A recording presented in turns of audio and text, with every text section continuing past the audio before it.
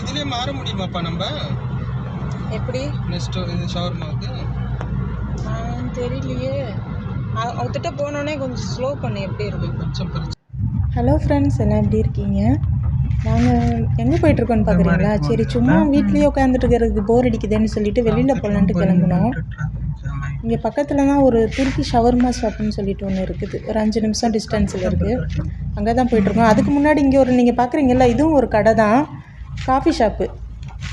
இங்கே ஒமானிங்கெல்லாம் அங்கே தான் போவாங்க. அந்த பெரிய பில்டிங் தெரியுதுல்ல ஃப்ரெண்ட்ஸ், அதுக்கு கீழே தான் இருக்குது.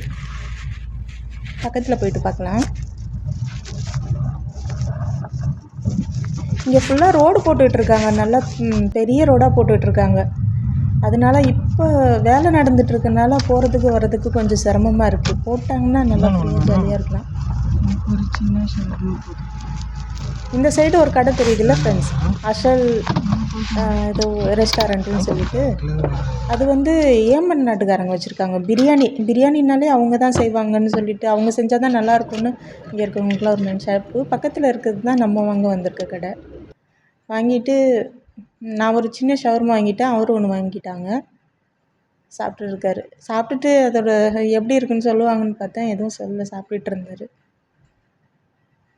நம்ம ஆக்சுவலாக கீழே ஒரு கடை இருக்குது, அங்கே தான் தேவையான ஜாமான்லாம் வாங்கிட்டு வரலான்னு சொல்லிட்டு போனோம். சரி, அப்படியே வெளியில் போயாச்சு. ஏன்னா ஆயில், வெங்காயம், தக்காளிலாம் முடிஞ்சிருச்சு, மார்க்கெட்டுக்கு போகணும்.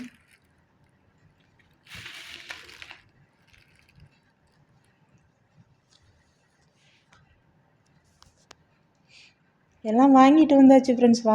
வாங்கிட்டு வந்துட்டு சமைக்கிறதுக்கு முன்னாடி ஒரு முக்கியமான பெரிய வேலை இருக்குது. அது வந்து பாத்திரத்தெல்லாம் க்ளீன் பண்ணிடணும். ஏன்னா நான் அங்கே ஊர்லேருந்து எடுத்துகிட்டு வந்த பாத்திரம் இவ்வளோ தானே, அது நான் ஒரு டைமும் சமைக்கும் போதும் கழுவிட்டு தான் சமைக்கிற மாதிரி இருக்கும். அதனால் எப்போ சமைச்சாலும் சமைக்கிறதுக்கு முன்னாடி இந்த வேலை கண்டிப்பாக செஞ்சு தான் ஆகணும். ஃபஸ்ட்டு ஸ்டார்டிங்கில் இந்த மாதிரி க்ளீன் பண்ணிவிட்டு செய்கிறதுக்கு கஷ்டமாக இருந்துச்சு. இப்போலாம் பழகிருச்சு. கொஞ்சம் நானே இன்ட்ரெஸ்ட்டாக தான் செஞ்சிட்ருக்கேன். ஒரு 5 நிமிஷம் 10 நிமிஷம் எல்லாம் ரெடி ஆக்கிட்டு சமைக்க ஆரம்பிச்சிருவேன்.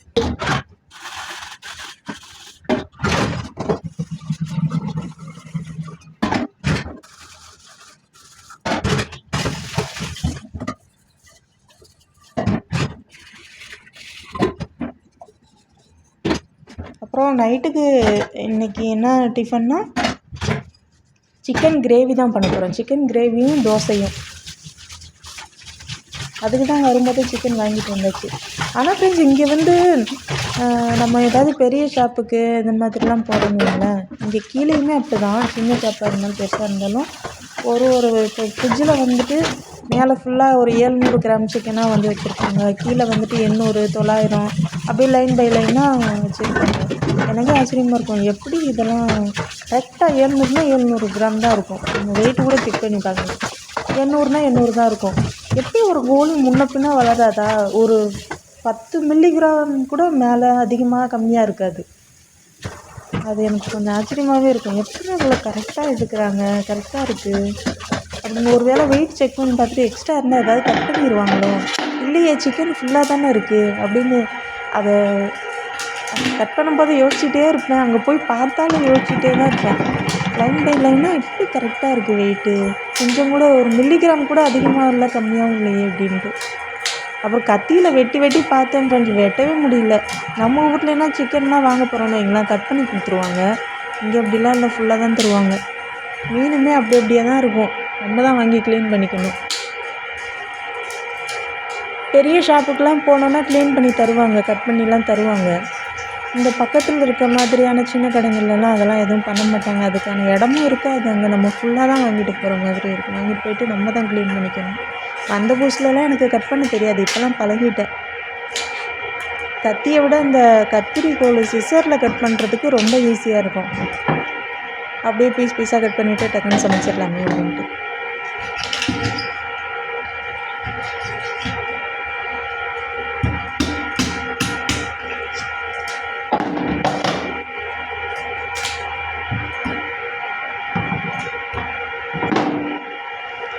நம்ம கவுண்ட்ரு டாப்பே நீங்கள் பார்த்துட்ருக்கீங்களா அந்த அளவு தானே, அது உள்ளாரே தான் எல்லா வேலையும் செஞ்சுக்கணும்.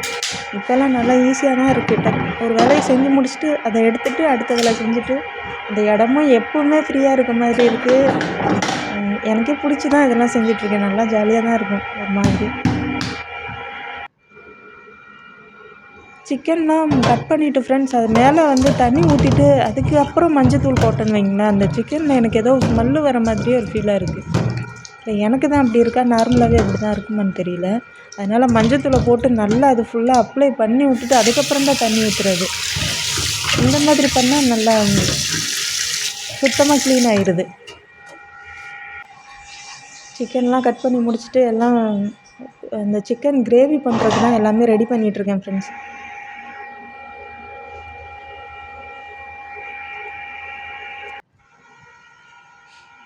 கிரேவியும் ரெடி ஆயிடுச்சு. இப்போ புதுசாக ஒரு தோசைக்கல் வாங்கிட்டு வந்திருந்தேன். நம்மக்கிட்ட ஏற்கனவே இருந்தது வந்து தோசை சுத்தமாக வரவே இல்லை.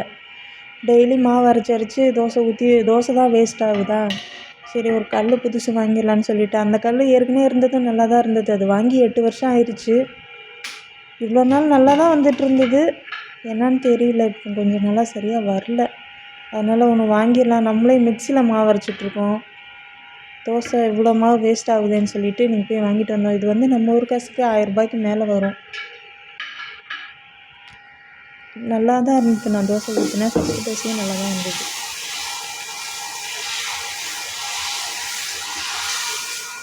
நேற்றுக்கு நைட்டு தோசையும் சிக்கன் கிரேவியும் தான் ஃப்ரெண்ட்ஸ் செஞ்சு சாப்பிட்டோம். தோசை ரொம்ப நல்லா இருந்தது. உங்களுக்கு என் வீடியோ பிடிச்சிருந்துச்சுன்னா லைக் பண்ணுங்கள், கமெண்ட் பண்ணுங்கள், சப்ஸ்கிரைப் பண்ணுங்கள். Thank you friends.